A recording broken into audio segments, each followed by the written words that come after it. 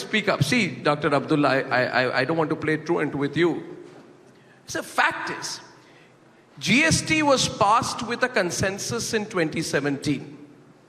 GST, when it was passed in August 2016, in the upper house of parliament, all 203 votes were for. There was not one vote against. And what the nation wants to know today is this, that when you cast 203 votes for, not one against, and in the next election you go out and say, Gabbar Singh tax, not you, but your partners. You call it Gabbar Singh tax. How do you cast doubt and cynicism in the minds of the people?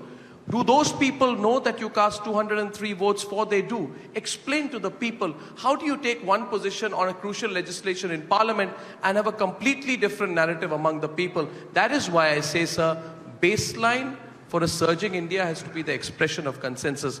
Farooq Saab, I like please. your baseline, Huh? but then I would love you to go to the people and really find out from them whether they benefit with it or not. But you passed it. This is not the place, nor is this forum to really say this. Go to the people, and they'll tell you whether it has been in their favor or not. Well, I'm telling you frankly, I have no axe to grind as far as any of these things. It's not the question of elections. I'm not fighting for election at this time. There'll be many issues that we'll raise at the time of election. Basic thing is, before introducing it, it may have been passed by all. It needed to be seen what corrections should be done before it is put into the parliament. But it was seen, I presume. But was it not seen, Mr. Patel? Now, after then, it's done, when it was now passed. you're doing corrections. I don't mind. It's good. That's where consensus comes that you're building now. Well, I think if That's why we're building consensus. I think one thing was clear, Farooq Saab. We have to build consensus and improve GST. You have to improve GST every day. I beg to differ, Farooq Saab. I think everybody in this country was looking for a common tax. After all, you were subsuming 17 taxes. Who says no? 23 28% suddenly. Yes. Let me tell you. Yeah, but there were I'm telling you not a small a thing. single rate. Let me tell you a small thing. I'll tell you. We have hotels in Kashmir. Hardly much tourism. 28% on them. And where there's nothing. 28% is only on hotels which charge more than 7,500 For God's sake, think of these things.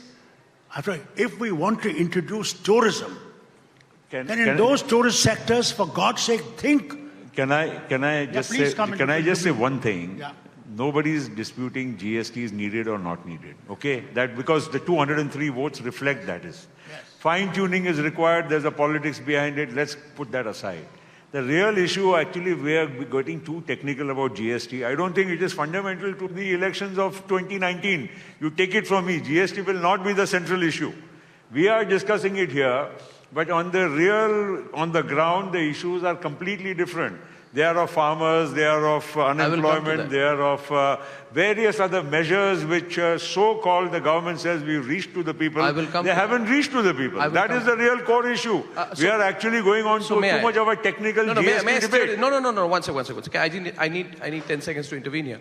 I think, Praful, you are getting me completely wrong. We talk about GST as an example of the pace of reform. We said the country is restless. We don't want change in a year, 2 years, 3 years. We want change now. And we also look at the fact that we have a great opportunity to compete globally. I do believe our growth can be better and based on stronger fundamentals than China. And therefore, since you also run a business, I would like to ask you, take GST. Forget what IMF is saying on GST. We don't disagree with your GST is good for the country. It's all right. Who says no? Allow me. You got 200 and so allow me. You see, you are too let's go on further. You are two very vocal individuals. Go to the next and you've one. told me not to raise my voice, so I'm being very quiet about it.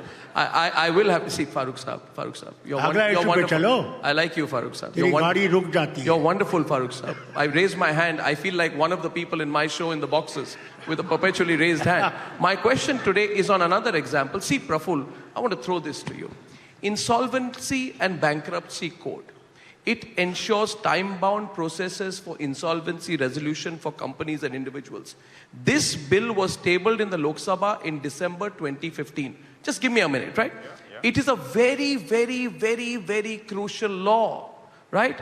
It is considered the biggest economic reform next only to GST. I'm sure all three of you agree on it. Yet it was sent to a JPC, if I'm not mistaken, a select committee. Within 2 days of the tabling of the bill. It was passed in May 2016. I'm asking you, simply put, if a restless country says, why don't you have a joint session of parliament and have it passed a year earlier? Secondly, you spoke about agrarian distress. I feel that instead of debating agrarian distress because we are 5 months from the election and throwing stones at each other, I think there should be a joint session of parliament where we show the courage not to fling stones at each other, but have a joint session of parliament on agrarian distress and take collective responsibility. Am I being too idealistic when I ask you for that? When you talk of the insolvency bankruptcy code, Yes. I don't think what you're saying is right, in the sense, I was a member of the Select Committee of Parliament which passed the IBC, and we were all unanimous, and we gave a joint unanimous report which was then later adopted by Parliament. You see, when a law as reformist as an IBC comes in, there's so much fine-tuning required. In fact, Piyush is a dear friend, and he's been Minister of Finance for some time in the past, recent past. You ask him how much of stress there is on account of the IBC's fine-tuning, which is yet to be achieved. And there's nothing wrong. How much time people goes have to into fine-tuning? acknowledge. People have to acknowledge that businesses and big businesses are required in this country. They do run under, they do go through some problems, and at times there needs to be some fine-tuning required. Is it and that the fine-tuning or IBC is still going, is work in progress. Is it fine-tuning? IBC is still work in No, but progress. this is exactly, Praful bhai, contradictory to what you said about GST.